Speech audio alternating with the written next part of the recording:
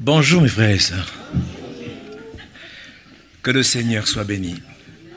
C'est une grâce d'écouter la parole de Dieu.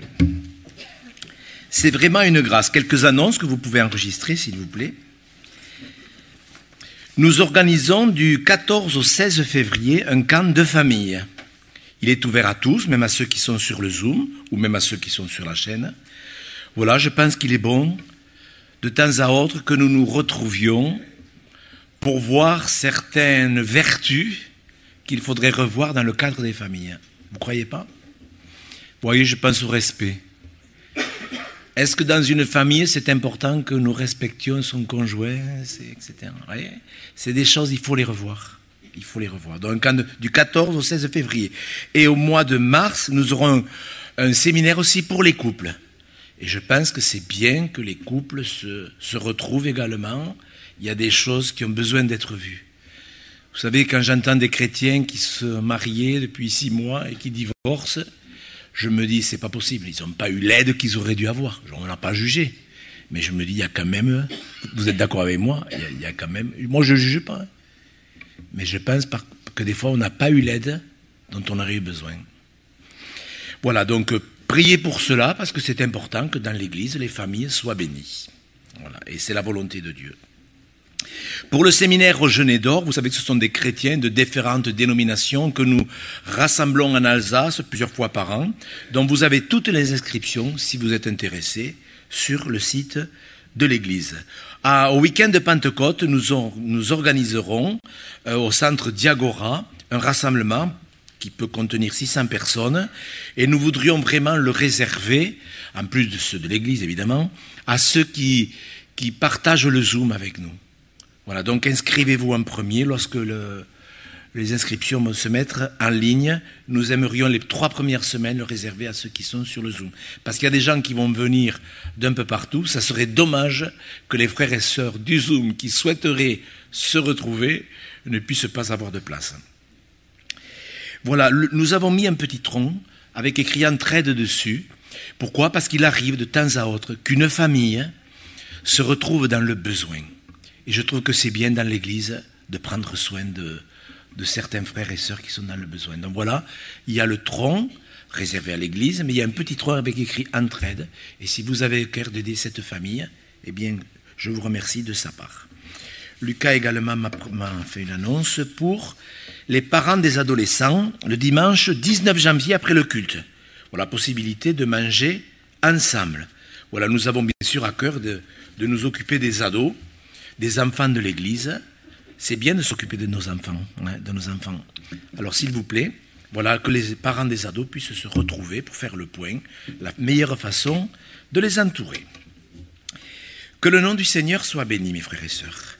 Nous avons, la semaine dernière, commencé un sujet qui pour moi me préoccupe énormément, parce que je vérifie, semaine après semaine, mois après mois, année après année, que beaucoup de chrétiens, de croyants, parce qu'un vrai chrétien, il est rentré, mais beaucoup de croyants ne sont jamais rentrés dans le royaume de Dieu.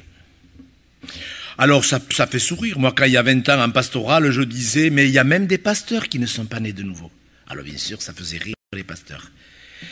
Mais vous savez, on va commencer avec un verset que je vais reprendre, mais c'est pour que vous compreniez bien, c'est beaucoup plus sérieux que ce qu'on pense. Regardez dans l'évangile de Luc, les reproches sévères que notre Seigneur Jésus-Christ fait à des docteurs de la loi. Les docteurs de la loi, c'était les pros de la religion, ceux qui enseignaient, les pharisiens, les lévites, c'était les pasteurs des pasteurs. Luc chapitre 11, verset 52. Ce sont des textes que vous n'avez peut-être pas pris au sérieux, enfin que vous n'avez pas réalisés, mais ce sont des textes vraiment sérieux. Regardez ce que Jésus dit. C'est sûr qu'il n'était pas très apprécié lorsqu'il disait cela par les religieux. Luc chapitre 11, verset 52. Vous savez, la volonté de Dieu, c'est de bénir. Vous le croyez? Est-ce que vous pensez que Dieu est là pour nous bénir?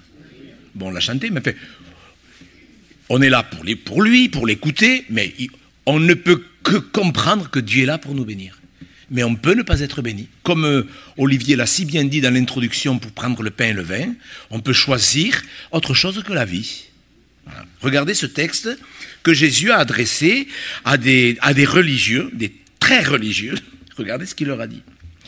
Luc 11, 52. « Malheur à vous, docteurs de la loi, parce que vous avez enlevé la clé de la science, vous n'êtes pas entrés vous-même, et vous avez empêché d'entrer ceux qui le voulaient. » Vous comprenez pourquoi Jésus a été d'une sévérité réelle en leur disant « malheur à vous ».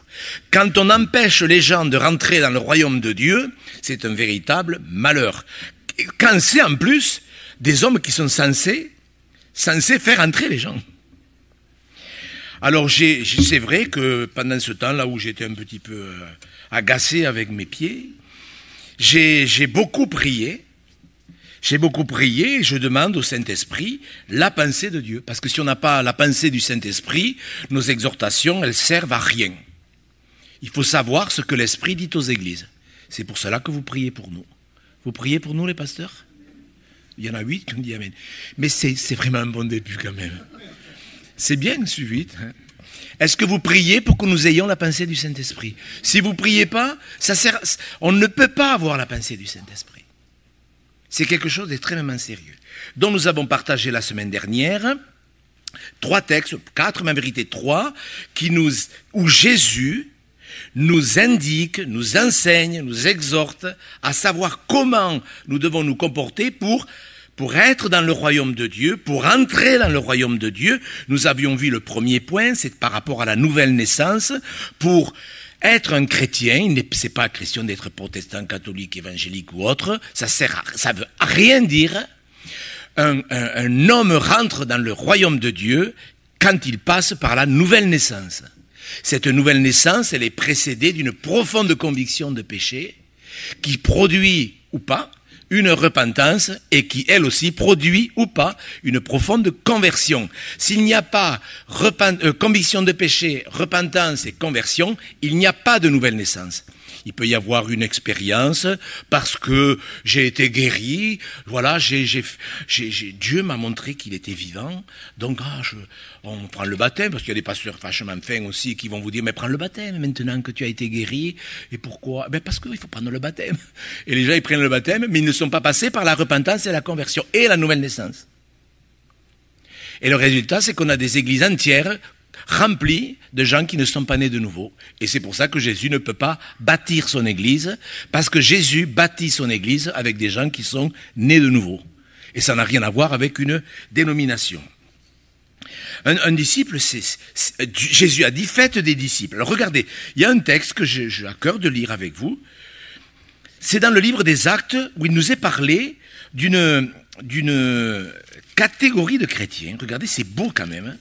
En plus, il les compare aux chrétiens de Thessalonique, qui étaient des bons chrétiens. Quand vous lisez les 2 épîtres de Paul aux Thessaloniciens, c'était des chrétiens qui vraiment s'étaient convertis. Ils avaient abandonné les idoles. Quand vous lisez les 2 lettres aux Thessaloniciens, vous avez envie d'être le pasteur de cette église, ça c'est sûr. Mais regardez ce que Paul dit, Acte 17, verset 11, « Ces Juifs, donc les habitants de Bérée, avaient des sentiments plus nobles que ceux de Thessalonique. » Je ne sais pas si vous vous rendez compte, pourtant ceux de Thessalonique, ils étaient sérieux. Mais voyez, il y a cette noblesse, c'est Dieu qui parle. Hein. Dieu parle de chrétiens qui ont une noblesse d'esprit. Pourquoi? Eh bien parce qu'ils reçurent la parole avec beaucoup d'empressement et ils examinaient chaque jour les Écritures pour voir si ce qu'on leur disait était exact. Voilà la noblesse dans le cœur de Dieu. Des hommes qui reçoivent avec empressement et qui sont soucieux de voir si ce qui est enseigné est conforme aux Écritures. Et si ce n'est pas un verset qui est pioché n'importe comment et présenté n'importe comment. Et ça, c'est vrai que si vous ne lisez pas les Écritures, vous ne serez pas capable de savoir si un verset correspond à tout le contexte biblique. Donc, moi, je trouve que c'est beau. En tous les cas, un chrétien, un disciple, c'est quelqu'un qui vérifie si ce qu'on lui prêche est exact. Si vous demeurez dans ma parole, vous êtes vraiment mes disciples. Donc le premier point, c'était cela. Le deuxième point, Jésus l'avait dit, ceux qui disent Seigneur, Seigneur, n'entreront pas tous dans le royaume des cieux. Il y a des gens qui disent Seigneur, Seigneur, Seigneur, qui prient, mais qui vivent dans le péché. Qui vivent volontairement dans le péché. Je ne parle pas d'un péché qu'on commet involontairement. Vous en commettez des péchés involontairement? Ben, c'est clair. Mais je peux vous dire que dans la Bible, il y a un gouffre entre le péché volontaire et le péché involontaire. En tous les cas, Jésus dit que ceux qui volontairement vivent dans l'iniquité, eh bien, ils ne peuvent pas rentrer dans le royaume des cieux. Ils peuvent dire Seigneur, Seigneur, tant qu'ils veulent, ça ne sert à rien. Le troisième point, c'était, si nous ne nous rendons pas humbles, vous vous rappelez, Jésus avait pris un enfant, il avait appelé un enfant, il l'a placé au milieu d'eux, et il a dit aux apôtres, qui n'étaient pas trop en forme à ce moment-là, qui voulaient savoir qui était le plus grand, Jésus leur dit, écoutez, ce qui est important, c'est que vous soyez comme un enfant. Si vous n'êtes pas comme un enfant, vous n'entrerez pas dans le royaume de Dieu. Cela veut dire que si l'on est fier, si l'on est orgueilleux, si l'on veut se comparer aux autres, ça c'est un truc de malade ça. Le besoin de se comparer aux autres. On est tous uniques. Il faut que nous soyons nous-mêmes. Que t'importent les autres, toi, suis-moi. Et nous avions vu également que les Hébreux, j'avais fait allusion aux Hébreux, je ne l'ai pas bien expliqué, qu'ils ne purent pas rentrer dans le pays de Canaan à cause de leur incrédulité. Le cinquième point, c'est dans Matthieu chapitre 5 et au verset 20. Ce sont que des textes dans les évangiles où Jésus parle des conditions pour entrer dans le royaume de Dieu. Matthieu 5, on va lire à partir du verset 19. Non, on va lire 18. Matthieu 5, verset 18. « Car je vous le dis en vérité, tant que le ciel et la terre ne passeront point, il ne disparaîtra pas de la loi un seul iota ou un seul trait de lettre jusqu'à ce que tout soit arrivé. Celui donc qui supprimera l'un de ses plus petits commandements et qui enseignera aux hommes à faire de même sera appelé le plus petit dans le royaume des cieux. Mais celui qui les observera et qui enseignera à les observer, celui-là sera appelé grand dans le royaume des cieux. » Regardez bien maintenant, c'est Jésus qui parle, c'est sérieux. « Car je vous le dis, si votre justice ne surpasse pas celle des scribes et des pharisiens, vous n'entrerez pas dans le royaume des cieux. » Quand Jésus a prononcé cette parole, j'y étais pas. Et vous non plus, je pense. Mais je pense sincèrement, connaissant quand même la parole, que les gens qui ont écouté ça ont dû se dire que c'est pas possible. C'est pas possible. On parle des riches, on va en parler, mais c'est pas possible de rentrer dans le royaume des cieux. Les pharisiens, pour entrer dans le royaume de Dieu, il fallait respecter 365 interdictions et 250 commandements. C'est tout. Pour entrer dans le royaume. Et Jésus qui leur dit, si votre justice ne dépasse pas celle des pharisiens, vous n'entrerez pas dans le royaume de Dieu. Je suis sûr, j'y étais pas. Ça vous le savez. Mais certains ont dû se gratter la tête et dit, eh bien on n'y arrivera jamais. Alors qu'est-ce que ça veut dire ? En vérité, il y a 3 justices. Écoutez bien, parce que c'est un sujet qui est mal compris dans les églises. Il y a la justice de Christ, la sienne. Il y a le sacrifice des insensés. Et il y a la propre justice. Alors regardez, on va lire un texte dans Romains au chapitre 10. Regardez ce que Dieu dit à ces pharisiens qui voulaient à tout prix rentrer dans le royaume par leur propre force, par leur mérite. Ça n'a pas beaucoup changé. Même dans les milieux évangéliques, il y a des chrétiens qui ne sont contents que quand ils font des progrès. Alors, c'est vrai qu'on est content quand on fait des progrès. Vous êtes d'accord ? Vous faites des progrès, au fait ? Vous avez fait des progrès ? Claudine, tu as fait des progrès ? Ah bon ? Romains chapitre 10, oui, tu en as fait. Romains chapitre 10, oui. Mais on est content quand on fait des progrès, oui ou non ? Ah ouais, on est content.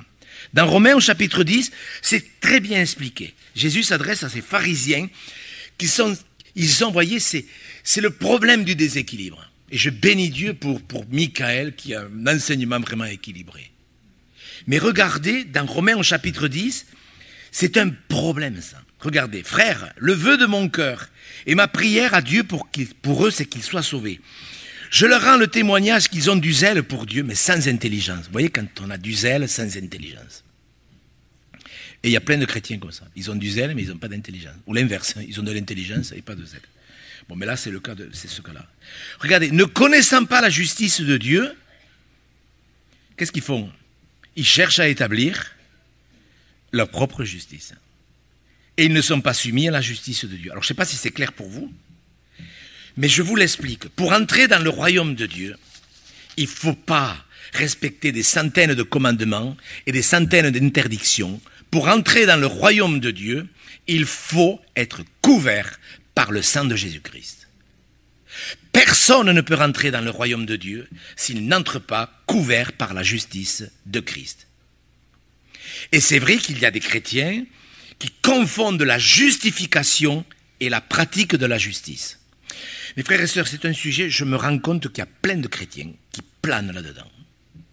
Ils n'arrivent pas à faire la différence entre le fait que Jésus a été fait pour nous justification et l'importance à nous de pratiquer la justice. Pour beaucoup de gens, le fait que l'on soit justifié par le sacrifice de Jésus-Christ fait que l'on pratique la justice. Ben non, ce n'est pas parce que Jésus est notre justification que nous pratiquons la justice.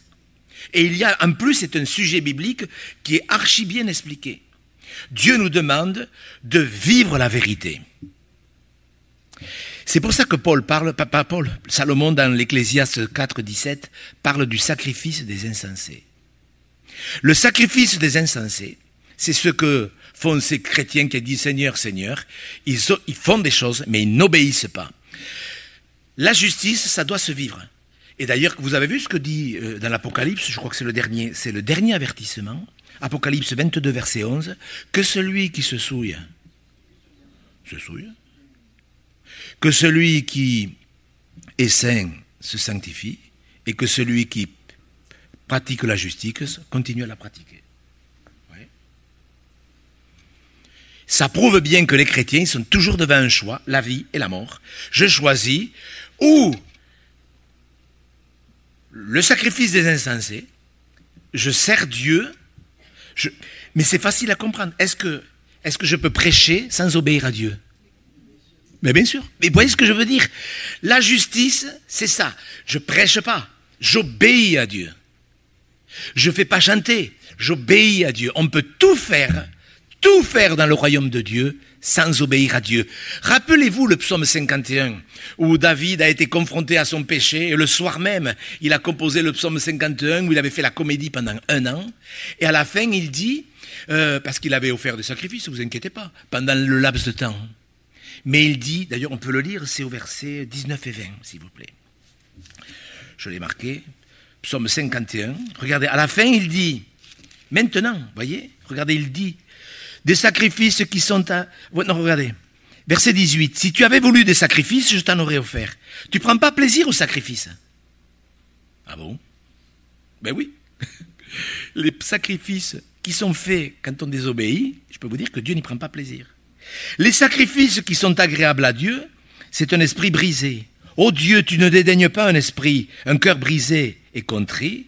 Répands par ta grâce tes bienfaits sur Sion, bâtis les murs de Jérusalem, alors tu agréeras des sacrifices de justice. C'est quoi les sacrifices de justice? C'est que ce que je fais, je le fais en obéissant. Et si notre justice n'est pas bien sûr la justice de Christ, mais la justice de Christ, elle doit nous pousser à l'obéissance joyeuse. Est-ce que vous comprenez? Moi, je le sais puisque je l'ai vécu. Je l'ai vécu cette époque où j'étais pas trop bien. Par exemple, je lisais ma Bible que pour préparer des sermons. Je faisais mon boulot de pasteur, j'étais payé par l'église, il fallait que je fasse des sermons. Je pratiquais pas la justice. Et je l'ai vécu, ça a duré un moment. Hein. Ça a duré plus de 6 mois, vous voyez. On peut tout faire sans obéir à Dieu. Et Dieu nous demande de pratiquer la justice. Si notre justice ne surpasse pas ça, nous n'entrerons pas dans le royaume des cieux. Je pense que vous voulez tous aller au ciel et sur la terre. Parce que le royaume de Dieu, c'est sur la terre. Il n'y a pas que le royaume des cieux. Les gens, ils mélangent le royaume des cieux et le royaume de Dieu. En vérité, c'est la même chose. Mais le royaume de Dieu, c'est le royaume de Dieu sur la terre. Le royaume des cieux, ça fait partie du royaume des cieux dans le ciel. Mais c'est la même chose. On est dans le royaume des cieux quand Jésus est en premier dans notre vie. Et on peut poser la question. Est-ce que Jésus est en premier dans notre vie? Si Jésus est en premier dans notre vie, nous sommes dans le royaume des cieux. Si Jésus n'est pas en premier dans notre vie, nous sommes extrêmement en danger. Et ça va vite. Nous pourrions prendre des textes. Il y en a un, Ésaïe 64. C'est un verset, ce sont des versets qui m'ont interpellé. Dieu veut qu'en étant justifiés, nous pratiquions la justice. Regardez s'il est beau ce texte. Ésaïe 64. Moi, c'est un verset ce sont des versets qui m'ont interpellé. Voyez, regardez au verset 64, 4. Tu vas au-devant de celui qui pratique avec joie la justice. Avec joie, vous voyez, parce que quand on fait les choses pour Dieu, il ne faut pas le faire en traînant les pieds. Ah, je vais à l'église, il faut aller à l'église, on m'a dit d'aller à l'église, je vais à l'église. Est-ce que c'est une joie d'aller à la maison du Seigneur? Tout doit être fait avec joie. Mais enfin, quand même, c'est quand même fort ce verset. Tu vas au-devant de celui qui pratique avec joie la justice. On va lire un texte parce qu'il est quand même fort, pour vous le prouver. Je n'ai pas envie de prouver quoi que ce soit. Mais on voit bien que quelqu'un qui a été justifié par le sang de Jésus-Christ, ou il pratique le péché, ou il pratique la justice. 1 Jean chapitre 3, verset 6. C'est archi important. Le royaume des cieux, c'est ça. On pratique la justice en étant justifié par le sang. 1 Jean chapitre 3, verset 6. Quiconque demeure en lui ne pratique pas le péché. Quiconque pratique le péché ne l'a pas vu et ne l'a pas connu. Petits enfants, que personne ne vous séduise, celui qui pratique la justice est juste. Ce n'est pas la justification. Est-ce que vous comprenez la différence? Notre position en Christ, parce que Jésus nous a justifiés, et puis après, le plaisir d'obéir, c'est-à-dire de pratiquer la justice. Celui qui pratique la justice est juste, comme lui-même est juste. Celui qui pratique le péché est du diable, car le diable pêche dès le commencement. Le Fils de Dieu apparut afin de détruire les œuvres du diable. Je ne parle pas d'un péché involontaire, parce que celui qui dit qu'il n'a pas péché, qu'est-ce qu'il fait? Il ment. Verset 10, c'est par là que se font reconnaître les enfants de Dieu, les enfants du diable. Quiconque ne pratique pas la justice n'est pas de Dieu. Un chrétien, il a le souci de pratiquer la justice. Ça va loin cette affaire. Regardez dans Actes au chapitre 10. Dans Actes au chapitre 10, moi c'est des versets qui m'ont interpellé, je vous le dis. Surtout, vous savez, quand on ne vit pas ce qu'on prêche. Je ne vivais pas dans le péché. Franchement, par la grâce de Dieu, je n'ai jamais vécu dans le péché, après ma conversion. Mais on peut être léger. Acte 10, 34 et 35. Regardez s'il est beau ce verset. En plus, ça amène la bénédiction dans l'église et dans votre maison. Alors Pierre, ouvrant la bouche, dit en vérité, je reconnais que Dieu ne fait point de favoritisme, mais qu'en toute nation, celui qui le craint et pratique la justice, lui est agréable. Et il y a plein de versets comme ça où le Seigneur nous enseigne que pour entrer dans le royaume de Dieu, il faut pratiquer la justice. Pratiquer la justice, c'est-à-dire je vis la vérité. Paul dit en professant la vérité, il ne dit pas en confessant la vérité. En professant, vous pouvez confesser la vérité et ne pas la professer. La confesser, c'est la dire, la professer, c'est la vivre. Et vous vous rappelez quand les pharisiens, vous voyez, les pros ont dit à Jésus d'un centenier qui avait son serviteur malade. Vous avez vu la propre justice. Il mérite que tu lui accordes cela. Oui. Le centenier romain. Les pharisiens, écoute, il mérite. C'est lui qui a bâti notre synagogue. Alors, de grâce. Vous voyez, parce qu'il avait bâti la synagogue, il méritait la guérison. Mais la religion du mérite, c'est la propre justice. Et par la propre justice, il y a plein de gens qui s'imaginent qu'ils vont rentrer dans le ciel par leur propre justice, par leurs efforts. Je vous ai souvent parlé de mon voisin que j'allais voir en face quand j'étais à Sainte-Agne, parce qu'il nous avait demandé un service et de temps en temps j'allais le voir. Il était vieux et lui, il pensait qu'il allait rentrer dans le ciel avec son argent. Il avait 27 maisons, il a dit, Monsieur Gauger, parce qu'on avait été le voir pour acheter une maison pour l'église, l'école du dimanche. Et je lui avais dit, Monsieur Villel, est-ce que vous voulez pas nous vendre une maison pour l'école du dimanche? Ah, Monsieur Gauger, mais et si je vous la donne la maison? Il avait une petite voix un peu rocailleuse, oui. Et si je vous la donne la maison, j'irai au ciel? Je dis, non, Monsieur Villel, vous pouvez nous la donner, ça pose pas de problème. Mais vous n'irez pas au ciel parce que vous nous donnez la maison. Ah, si, Monsieur Gaumont m'a dit que si je donnais mes maisons, j'irais au ciel. J'ai dit, non, Monsieur Villel, vous n'irez pas au ciel. Vous irez en enfer si vous n'acceptez pas le sang de Jésus-Christ. Dès que je parlais de Jésus-Christ, il devenait furieux. Mais furieux. Je dis, non, Monsieur Villel, si vous voulez, parlez-moi de Dieu, Monsieur Gaumont. Non, pour aller à Dieu, il faut Jésus. Non, ne va pas. Et chaque fois, c'était la bagarre, ça a duré des années. Chaque fois que j'allais le voir pour avoir de ses nouvelles. Et, voyez, la propre justice. Ça plaît, la propre justice. On va y revenir. Mais voyez, il n'y a pas de mérite. Si on va au ciel, c'est une grâce de Dieu. Le pécheur, le criminel qui avait commencé sa journée, je pense, avec quelques battements de cœur, quand il s'est entendu dire « Aujourd'hui, tu seras avec moi dans le paradis. » Quelle bénédiction.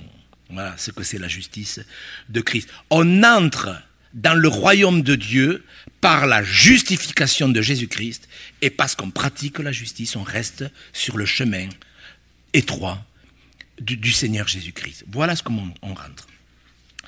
Un autre texte dans le livre des Actes, au chapitre 14, regardez. Voilà, c'est un texte que on ne prêche plus beaucoup dans les églises, parce que ça fait plus partir les gens qu'autre chose. Restez quand même, s'il vous plaît. Actes chapitre 14, verset 21. Regardez s'il est beau ce verset. Enfin, pour moi, c'est merveilleux, parce que Dieu est honnête. Il nous dit les choses telles qu'on a besoin de les entendre.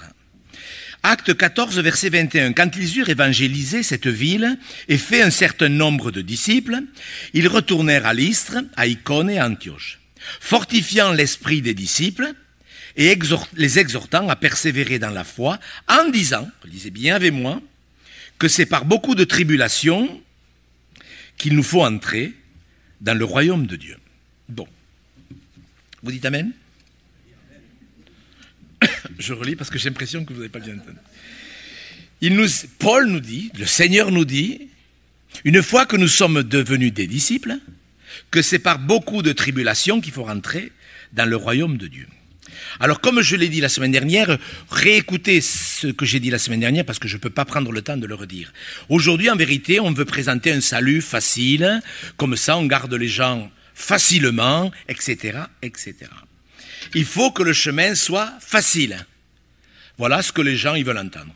Ah, vous savez, l'autre jour, quelqu'un a dit, moi, toute la semaine, je galère, le boulot, alors quand je vais à l'église, s'il n'y a pas de prédication, moi, ça me va, moi, j'ai juste besoin de rencontrer des gens, moi, je ne veux pas me remettre en question avec la parole. Voilà. Ça résume l'état d'esprit de beaucoup de gens qui veulent un salut facile. Pour ces personnes-là, ça va quand même certainement être compliqué. Le chemin large et spacieux, il existe. C'est un problème, ça. C'est pour ça qu'on se dit, mais comment les églises ont-elles pu en arriver là? Comment a-t-on pu en arriver là? Eh bien, parce qu'on n'a pas prêché comment rentrer dans le royaume de Dieu. C'est de tout temps. Regardez le roi Akaz. Vous connaissez le roi Akaz? Alors on va le lire un peu parce que c'est un homme ça représente bien le chemin large et spacieux. Akaz, il avait un copain, c'était le roi d'Assyrie. Et il n'aurait pas dû être copain avec lui. 2 Rois, chapitre 16, verset 10. Regardez bien ce qu'il a fait. Regardez bien, c'est l'état d'esprit du chemin large et spacieux. Regardez bien, c'est super ce texte. Si vous découvrez l'évangile, ça va être un peu compliqué, mais le Saint-Esprit peut vous éclairer. 2 Rois, chapitre 16, verset 10. Le roi Akaz se rendit à Damas au devant de Tiglath-Pileser, roi d'Assyrie. Ayant vu l'autel qui était à Damas, le roi Akaz envoya au sacrificateur Uri le modèle et la forme exacte de cet autel. Le sacrificateur Uri, bien sûr, construisit un autel entièrement d'après le modèle envoyé de Damas par le roi Akaz. Et le sacrificateur Uri le fit avant que le roi Akaz soit de retour à Damas. L'autel, c'est toujours l'image de la croix pour nous. Vous savez que l'autel, c'est l'endroit où on offrait les sacrifices. Donc, quand vous voyez le mot autel dans l'Ancien Testament, vous mettriez le mot croix pour nous, c'est pareil. À son arrivée de Damas, le roi vit l'autel, s'en approcha et y monta. Il fit brûler son holocauste et son offrande, versa ses libations et répandit sur l'autel le sang et les sacrifices d'action de grâce. Regardez bien. Il éloigna de la face de la maison de l'autel, l'autel d'airain qui était devant l'Éternel, afin qu'il ne soit pas entre le nouvel autel et la maison de l'Éternel. Et il le plaça à côté du nouvel autel, vers le nord. Le roi Akaz donna cet ordre au sacrificateur Uri: fais brûler sur le grand autel l'holocauste du matin et l'offrande du soir, l'holocauste du roi et son offrande, les holocaustes de tout le peuple du pays et leurs offrandes, verse-y leurs libations, répands-y tout le sang des holocaustes et tout le sang des sacrifices. Pour ce qui concerne l'autel d'airain, je m'en occuperai. Vous voyez ce roi, quand vous voyez son fils, Ézéchias, vous le lirez dans Chronique 26, je crois, tout ce qu'il a dû faire pour rétablir le péché de son père. Vous voyez le roi Akaz, il avait un ami païen, et il a été là en Syrie. Oula, cet hôtel, il est plus grand, mais c'est plus commode, c'est plus pratique. Et vous voyez, et c'est ça le problème, c'est qu'on veut plus de permissivité, plus de liberté. En plus, on utilise des versets n'importe comment. C'est pour la liberté que Christ nous a affranchis. Ah ben ouais, c'est sûr, etc. Mes frères, la notion d'épreuve, elle est biblique. C'est par beaucoup de tribulations qu'il faut entrer dans le royaume des cieux. Je ne sais pas si ça vous plaît, cette prédication. Ça vous plaît ? Est-ce que vous êtes d'accord avec ça? Par beaucoup de tribulations. Pour beaucoup de chrétiens, la victoire, c'est ne pas avoir de tribulation. Et c'est ce qu'on enseigne dans les églises. Maintenant que vous êtes chrétien, vous entrez dans le repos. Justement, mais bien sûr qu'on entre dans le repos. Mais le repos, c'est pour justement bien vivre les épreuves. Écoutez, si vous ne voulez pas d'épreuves, vous ne pourrez pas vivre dans le royaume des cieux. Vous en avez eu des épreuves? Vous en aurez d'autres. Pardon. De rien. Un chrétien qui est rentré dans le royaume de Dieu, c'est un enfant de Dieu, mais c'est aussi un instrument. Et comme Dieu veut que nous fassions des progrès, il sait très bien que les progrès, nous ne les ferons que par des épreuves. Même Jésus a appris l'obéissance par les choses qu'il a souffertes. Les pasteurs, ils ont été donnés pourquoi? Qu'est-ce qu'il dit l'apôtre Paul aux Éphésiens? Dieu a donné des pasteurs pour le perfectionnement des saints. Est-ce que ça vous intéresse de marcher de progrès en progrès? Est-ce qu'en 2025, le 31 décembre 2025, si Dieu nous a prêté vie, est-ce que vous pouvez dire, oui, je veux avoir fait plus de progrès que début janvier de l'année? Oui ou non? Vous avez envie de faire des progrès? Que Dieu vous dise, par son esprit, ou même que vous le réalisiez par vous-même, que vous avez fait des progrès. Eh bien voilà, on est des enfants de Dieu, mais Dieu veut que nous fassions des progrès. Il faut qu'il croisse et que je diminue. La meilleure façon de grandir, c'est d'accepter toutes les épreuves, toutes les difficultés. Il faut que l'épreuve de la foi produise la patience. Est-ce que vous êtes patient? Est-ce que vous êtes patient? Il faut que vous répondiez au Seigneur en tous les cas. Est-ce que vous êtes patient? Pas tous en même temps? Est-ce que vous êtes patient?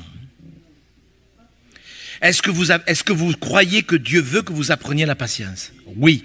Quelqu'un qui apprend la patience, il devient un disciple accompli. Nous devons tout accepter, même les moqueries. C'est par beaucoup de tribulations qu'il faut entrer dans le royaume des cieux. Il y a des combats. D'un côté, Dieu donne la paix, parce qu'il est le prince de la paix. Écoutez bien cette petite partie de l'exhortation, s'il vous plaît. Dieu est le prince de la paix, il donne la paix. Quand vous verrez ces choses, ne vous troublez pas, je vous donne la paix. Matthieu 10, 34. Vous avez vu, j'aurais pu prendre beaucoup de temps pour expliquer le comportement du super roi Akaz, comment il a voulu agrandir l'autel. C'est ça le chemin large et spacieux. On veut un chemin facile, on veut un autel facile. Et vous voyez, il a fait une grosse erreur. Dans l'évangile de Matthieu, chapitre 10, voilà, Dieu parle de paix, et c'est ça l'enseignement, c'est qu'il y a des enseignements qui semblent contradictoires. Ils ne sont pas contradictoires, ils sont complémentaires. Lorsque Jésus parle, il dit ceci. Verset 34. Ne croyez pas que je sois venu apporter la paix sur la terre. Je ne suis pas venu apporter la paix, mais l'épée. Car je suis venu mettre la division entre l'homme et son père, entre la fille et sa mère, entre la belle-mère et la belle-fille, et l'homme aura pour ennemi les gens de sa maison. Verset 38, celui qui ne prend pas sa croix et ne me suit pas n'est pas digne de moi. Donc on voit bien que d'un côté, Dieu donne la paix. Est-ce que vous avez la paix? Bon. Et de l'autre côté, vous avez vérifié que lorsque nous sommes avec des membres de notre famille qui appartiennent pas à Jésus-Christ, ça produit des étincelles. Vous êtes d'accord avec moi? Est-ce que c'est normal? Eh bien oui, c'est normal. Parce qu'il y a opposition entre la lumière et les ténèbres. Et si les gens de votre famille, parce qu'ils n'acceptent pas que vous vous soyez convertis, eh bien, vous fassent la tête, eh bien, prenez-le comme une bénédiction. Heureux serez-vous lorsque... Ah bon? Eh bien oui. C'est comme ça. Il y a un combat. Il faut accepter ce combat et il faut surtout que ce combat se transforme en bon combat. Vous savez, même Jésus, qui était le prince de la paix, il était le Dieu vivant sur la terre, il a été traité de fou. Oui ou non? C'est écrit, Jean 10, verset 20. Je vous le dis parce qu'une fois, j'avais dit ça très succinctement, et j'avais reçu un mail le soir d'une personne qui m'avait dit « Mais monsieur Gau, vous ne vous rendez même pas compte de ce que vous dites en prêchant ?» Et je lui ai donné quelques textes, où il y a une vingtaine de textes où il est parlé du mot fou dans la Bible. Et puis après, elle s'est excusée, la personne. Mais ça vous prouve bien que les gens ne réagissent pas. Regardez, Jean chapitre 10, verset 20. Je ne l'avais pas donné ce verset? Oui. Jean chapitre 10, verset 20. Oui. Regardez. Plusieurs d'entre eux disaient, il a un démon, il est fou. Jésus a été traité de fou. Il y a eu, à cause de Jésus, division. Regardez, Jean 7, 43. Je vous le dis, parce que lorsque la parole de Dieu elle est prêchée, ça crée une division entre ceux qui aiment la vérité et ceux qui aiment la pseudo-vérité. Il y a eu division. Moi, lorsque j'ai été amené à faire ce que j'ai fait, on m'a dit, Monsieur Gau, vous avez divisé. J'ai dit, ben oui. En obéissant, on nous divise. Mais ce n'est pas une division diabolique. Quand on obéit, ça provoque une division. C'est écrit, il faut qu'il y ait des divisions. C'est écrit. Jésus a été traité, il a divisé notre nation, on l'a traité de démoniaque, de blasphémateur. Il excite notre nation à la révolte, il soulève le peuple. Vous avez vu tout ce qu'on a dit de Jésus? Eh bien, mes frères et sœurs, c'est par beaucoup de tribulations qu'il faut rentrer dans le royaume des cieux. Et il faut l'accepter. Il faut l'accepter. C'est vrai que ça fait de la peine. Moi, je me souviens, quand je me suis converti avec ma sœur jumelle, on était vraiment, vraiment liés. À l'époque, j'avais gagné même... C'est vrai ce que je vais vous dire, hein, je suis en forme. J'avais gagné des concours de rock avec elle, on aimait danser. Et ça a changé quand même depuis.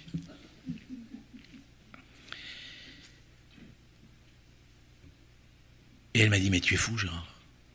Tu es complètement fou. Quand je lui ai dit, mais moi, j'ai plus besoin de danser, moi, franchement. Elle m'a traité de tout. On s'est séparés, vraiment. Complètement. Ça m'avait fait de la peine. Et ça vous a fait de la peine, toutes les fois où vous êtes séparés de quelqu'un que vous aimiez. C'est pas vrai? Parce qu'on est chrétien. C'est comme ça. Il y a une barrière entre la lumière et les ténèbres. Il faut l'accepter. C'est comme ça. Le chemin étroit, c'est le chemin de la croix. Si vous ne voulez pas accepter les tribulations, écoutez, il vous faudra faire ce que des millions de chrétiens ont fait, c'est vous placer, changer sur le chemin large et spacieux de la religion. Il y a deux chemins religieux. Il y a celui avec Jésus-Christ, le chemin étroit, et il y a le chemin de la religion, le chemin large et spacieux, que le roi Akab a bien compris pour faciliter les sacrifices. Si nous voulons régner avec lui, il faut souffrir avec lui. C'est écrit? Voilà, on le dépose, c'est une grâce. Est-ce que c'est une grâce de souffrir pour le Seigneur Jésus? Ça devrait l'être. Ça devrait l'être. Et c'est vrai qu'il y a des combats. Cette semaine, nous parlions avec une chrétienne de ces combats que nous menons parfois. Parce que c'est vrai que... Alors on va lire un texte qu'on a lu hier soir avec cette sœur justement. Dans 2 Corinthiens au chapitre 7, je ne pensais pas le lire, je ne sais même pas si je l'ai mis sur les notes, je ne pense pas. Dans 2 Corinthiens au chapitre 7, je voudrais que vous lisiez bien, parce que parfois, lorsque nous sommes dans ces combats, nous pourrions penser que nous sommes un peu bipolaires. Écoutez bien, le texte que je vais lire l'explique très bien. Vraiment, ça vous est jamais arrivé d'être parfois en difficulté? Regardez, 2 Corinthiens 7, versets 4 à 6. Regardez bien, mes frères et sœurs. Ça explique bien d'un côté la paix et de l'autre les tribulations. J'ai une grande confiance en vous. J'ai tout sujet de me glorifier de vous. C'est Paul qui parle. Je suis rempli de consolation. Je suis comblé de joie. Bon, c'est bien ça, non? Ou, alors, au milieu des afflictions. Vous voyez déjà, tiens, ah bon? Il est comblé de joie, et pourtant il a des afflictions. Mais Dieu qui... Alors, car depuis notre arrivée à Macédoine, notre chair n'eut aucun repos. Nous étions affligés de toute manière, lutte au dehors, crainte au dedans. Mais Dieu console ceux qui sont abattus. Amen. Et il nous a consolés par ce pasteur Tite.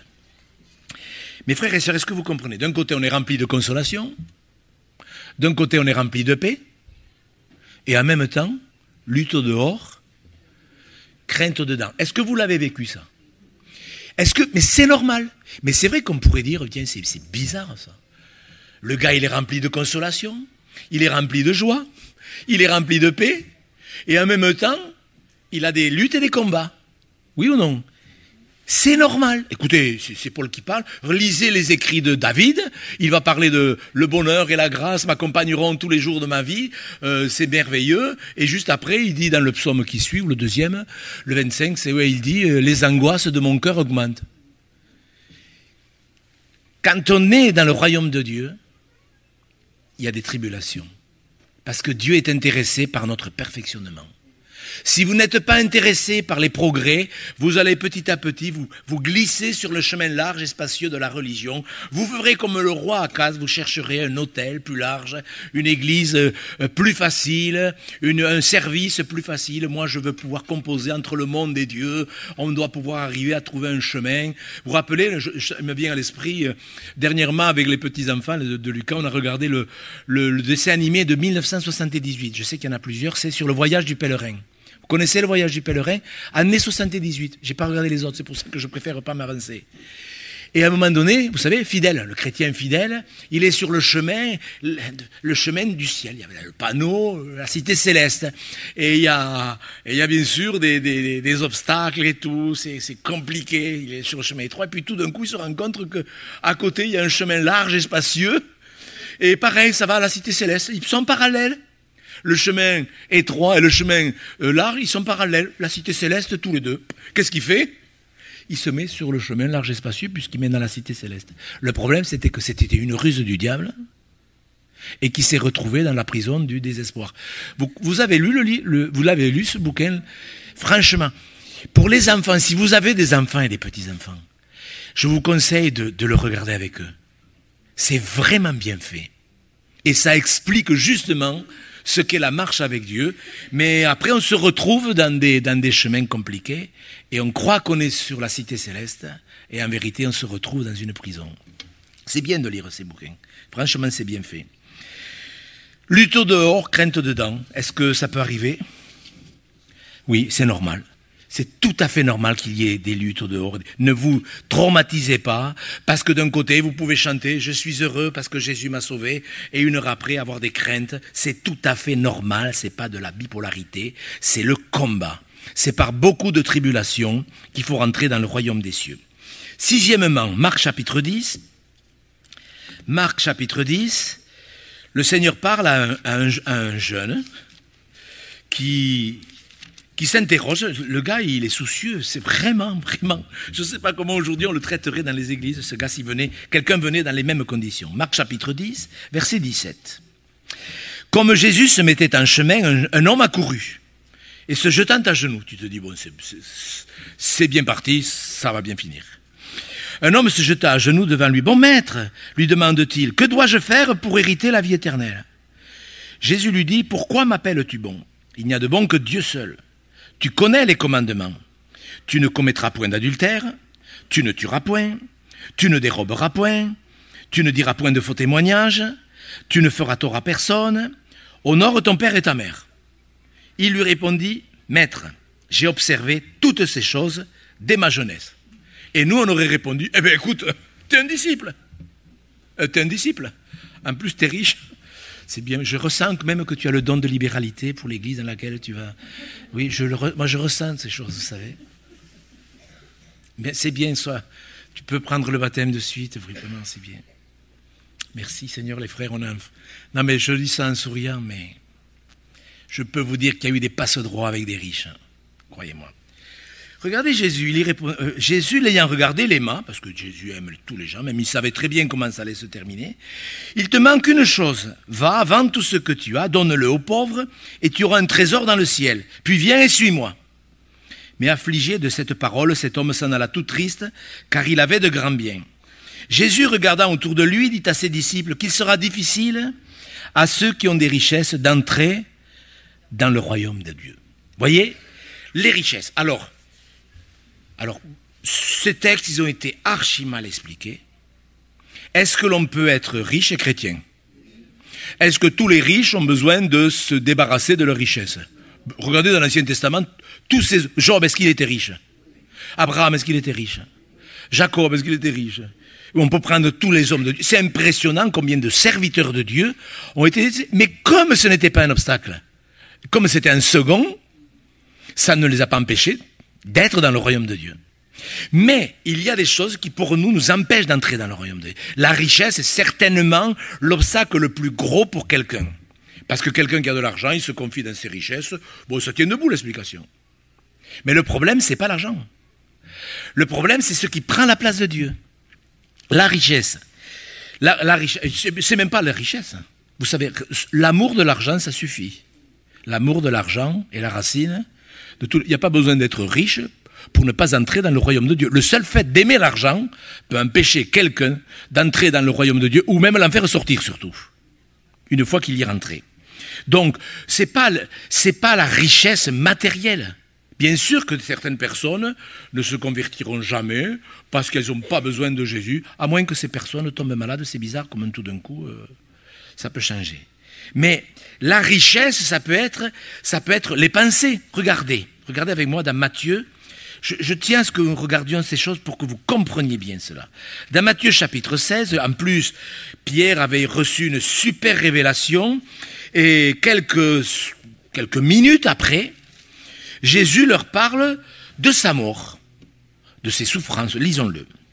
Matthieu 16, verset 21. Dès lors, regardez quand on parle de la croix, tout est là, tout est là. Dès lors, Jésus commença à faire connaître à ses disciples qu'il fallait qu'il aille à Jérusalem. Alors c'est vrai que c'est la première fois qu'il en parle. Qu'il fallait qu'il aille à Jérusalem, qu'il souffre beaucoup, de la part des anciens, des principaux sacrificateurs et des scribes, tout ça c'est des religieux, hein. Qu'il soit mis à mort et qu'il ressuscite le troisième jour. Alors Pierre, qui était sanguin au début, Pierre l'ayant pris à part, se mit à le reprendre et dit, à Dieu ne plaise. Seigneur, ça t'arrivera pas. Connaissant Jésus, il a dit, mais écoute, il doit y avoir une autre solution, c'est pas possible, tu n'es pas obligé de mourir pour sauver l'humanité. C'est ça que ça veut dire. Pierre, arrière de moi, Satan, tu mets un scandale, car tes pensées ne sont pas les pensées de Dieu, mais celles des hommes. Alors Jésus dit à ses disciples, si quelqu'un veut venir après moi, qu'il renonce à lui-même, qu'il se charge de sa croix et qu'il me suive. Le problème de Pierre, ce n'était pas l'argent, même s'il devait en avoir, je pense. Le problème de Pierre, c'était ses pensées. Est-ce que nos pensées peuvent nous empêcher d'entrer dans le royaume de Dieu? Vous comprenez la richesse de notre intellect, la richesse de notre philosophie, la richesse de nos idées. Il y a plein de gens qui disent, mais non, Dieu n'existe pas. Tout ça, c'est du bidon. Dieu n'existe pas. On vient de la flotte. Parce qu'en vérité, c'est ça l'évolution. On vient de l'eau, une cellule d'eau. Donc, vous voyez la richesse de notre intelligence, la richesse de nos pensées, la richesse de l'argent. Mais à partir du moment où quelque chose nous empêche d'entrer dans le royaume de Dieu, vous comprenez bien qu'il faut s'en débarrasser. Et Jésus dit à Pierre, mais Pierre, tes pensées. Le problème de Pierre, c'est pas l'argent, ce sont ses pensées. Dès que quelque chose s'oppose à la croix, on ne peut pas rentrer dans le royaume des cieux. Et c'est ce qui se passe. Le chemin large et spacieux, je rentre avec ma propre justice. Il y a des chrétiens, ils font des bonnes œuvres en pensant qu'en faisant leur béat, eh bien, ça va plaire à Dieu. Est-ce qu'il faut en faire des bonnes actions? Bien sûr, si vous ne faites pas d'œuvres, moi je peux vous dire que votre foi, elle est morte. Mais mes frères et sœurs, pour entrer dans le royaume de Dieu, il faut se débarrasser de ceux qui nous en empêchent. Si vous êtes intelligent, c'est pas un péché d'être intelligent. Mais est-ce que l'intelligence peut nuire à la vie spirituelle? Bien oui. Mais est-ce que Dieu peut nous donner de l'intelligence? Oui, il y a une intelligence humaine et il y a une intelligence spirituelle. Il y a une sagesse humaine et il y a une sagesse spirituelle. Et c'est vrai que les riches, la richesse, c'est un vrai problème. Mais Dieu ne demande pas à tous les riches d'entrer de se séparer de la richesse. D'ailleurs, moi, quand j'ai lu ce livre, quand Jésus continue, il dit, mais les disciples furent étonnés de ce que Jésus parlait ainsi. Et reprenant, il leur dit, mes enfants, qu'il est difficile à ceux qui ont des richesses, ce qui se confient, vous voyez, pas des richesses, à ceux qui se confient à leur richesse, d'entrer dans le royaume de Dieu. Il est plus facile à un chameau de passer par le trou d'une aiguille qu'à un riche d'entrer dans le royaume de Dieu. Moi, la première fois que j'ai lu, mais j'ai sûr que pour que le chameau passe par le trou d'une aiguille, ça va être compliqué. Parce que pour moi, une aiguille, c'est une petite machine. Vous savez, les petites épingles, avec un petit trou. Et je me suis dit, un chameau, même s'il est petit, passer par le chat d'une aiguille. Et puis je me suis renseigné quand même. J'étais voir mon passeur, je lui ai dit, mais c'est quoi une aiguille? Alors, vous savez qu'en Israël, en Orient, les villes étaient fortifiées. Et il y avait de grandes portes qui étaient ouvertes le jour, et tout le monde entrait, sortait par ces grandes portes. À la tombée de la nuit, ces grandes portes étaient fermées pour la nuit. Et il y avait sur le côté une petite porte qui s'appelait l'aiguille. Et si le gars, il arrivait avec ses chameaux chargés de nourriture ou autre, il devait débarrasser le chameau de tout son bat et le faire mettre à genoux pour qu'il puisse passer par la petite porte qui s'appelait une aiguille. Vous avez compris? C'est ça que ça veut dire. Il est plus facile à un chameau, vous voyez, de passer par le trou d'une aiguille. Mais le chameau, il fallait qu'il soit débarrassé de tout, d'absolument tout. Et c'est pour ça qu'il faut savoir se débarrasser de ce qui nous empêche d'entrer dans le royaume de Dieu. Et si vous avez plein d'argent et que ça ne vous empêche pas de vous convertir, ce n'est pas un problème. Mais ça peut être autre chose qui vous empêche d'entrer dans le royaume de Dieu. Mes frères et sœurs, c'est sérieux. Pour certains, c'est le travail. Pour d'autres, c'est le loisir. Vous voyez, Luc 14, verset 25. Ça vaut la peine vraiment de réfléchir à ces choses. Vous savez, combien de gens sont restés à la porte? Ils sont restés à la porte. C'est pour ça que quand Jésus va revenir, on les trouve à la porte, en train de frapper. Regardez, Jésus, Luc 14, non, c'est pas celui-là, oui. Luc 14, verset 25. Là, c'est clair comme texte. De grandes foules faisaient route avec Jésus. Est-ce que c'est pas la notion du succès, ça? Des foules qui suivaient Jésus. Jésus aurait pu dire, bon, des foules me suivent. Non? Pas Jésus, bien sûr. Mais nous, de grandes foules nous suivraient, on dirait, bon, ben... Tu dis rien. Regardez, qu'est-ce qu'il fait? Jésus se retourne. Il leur dit, si quelqu'un vient à moi, ça me préférer à son père, à sa mère, à sa femme, à ses enfants, à ses frères, et à ses sœurs, et même à sa propre vie, il ne peut être mon disciple. Et quiconque ne porte pas sa croix et ne me suit pas, ne peut être mon disciple. Vous voyez, la richesse de la famille. Il y a des gens qui ne se sont pas convertis parce qu'ils n'ont pas voulu, je pourrais vous donner des exemples. Ils n'ont pas voulu vexer leur père. Ah, mais on est tous catholiques, tu ne vas pas abandonner la religion de tes pères quand même, tu te rends compte? Eh bien, vous voyez, ils ont préféré l'enseignement riche, très très riche du papa ou de la maman. Ce n'est pas l'Église qui sauve, c'est Jésus-Christ qui sauve. Et si on n'est pas capable de suivre Jésus, eh bien, c'est une richesse qui nous empêchera d'entrer dans le royaume de Dieu. C'est terrible. Hein? Et il faudrait savoir ce qui est notre richesse. Qu'est-ce que c'est qui aurait pu nous empêcher? Il faut savoir jeter notre richesse. J'aime ce texte dans Job 22. Je ne sais pas si je l'ai mis, Job 22. Job 22, j'aime ce texte parce que moi, Dieu m'a interpellé au travers de ce texte. Pour me montrer certaines choses qui, même en étant pasteur, avaient encore de la place, avaient encore un peu de place. J'ai vraiment compris qu'il y a des choses qui ont trop de place dans notre vie. Et il faut savoir s'en débarrasser. Pas de tout, mais des choses qui nous empêchent de mettre Dieu en premier. Job 22, voyez quand il dit « reçois instruction », verset 22, « reçois de sa bouche l'instruction, mets dans ton cœur ses paroles ». Verset 24, « jette l'or dans la poussière, jette l'or d'Ophir parmi les cailloux des torrents, et le Tout-Puissant sera ton or, ton argent, ta richesse. Alors, tu feras du Tout-Puissant tes délices. » Alors, si vous avez de l'or, ne le jetez pas dans la Garonne, par les mangues, s'il vous plaît. Mais si vous... Qu'est-ce que ça veut dire? Ça veut dire qu'il y a des choses qui sont vraiment précieuses. Et il faut savoir s'en débarrasser pour que Jésus soit en premier dans notre vie. C'est à ce moment-là que nous ferons du Seigneur nos délices. Il faut savoir se débarrasser de ce qui peut nous empêcher d'entrer ou ce qui peut nous faire sortir du royaume de Dieu. Parce que moi, je me suis interrogé lorsque vous savez, toutes les semaines, j'ai des pasteurs, des responsables. Je vois même des responsables qui ne sont pas nés de nouveau. Cette semaine, j'ai eu un responsable national d'une grande association en France qui m'a téléphoné pour un ouvrage, etc., que je dois lire, pour savoir ce que j'en pense. Et quand j'ai discuté avec lui, je me suis posé des questions sur sa nouvelle naissance.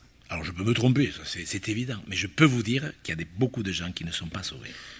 Jette l'or dans la poussière. Est-ce que Jésus est en premier dans ma vie? Si Jésus est en premier dans ma vie, et si j'ai respecté les conditions que nous avons abordées, je suis sur le chemin large et spacieux. Oui, il y a cette nouvelle naissance que je dois entretenir. Parce qu'est-ce qu'on peut ne plus être de nouveau? Ne plus être né de nouveau. Moi, des fois, avec Michael, on s'interroge parfois.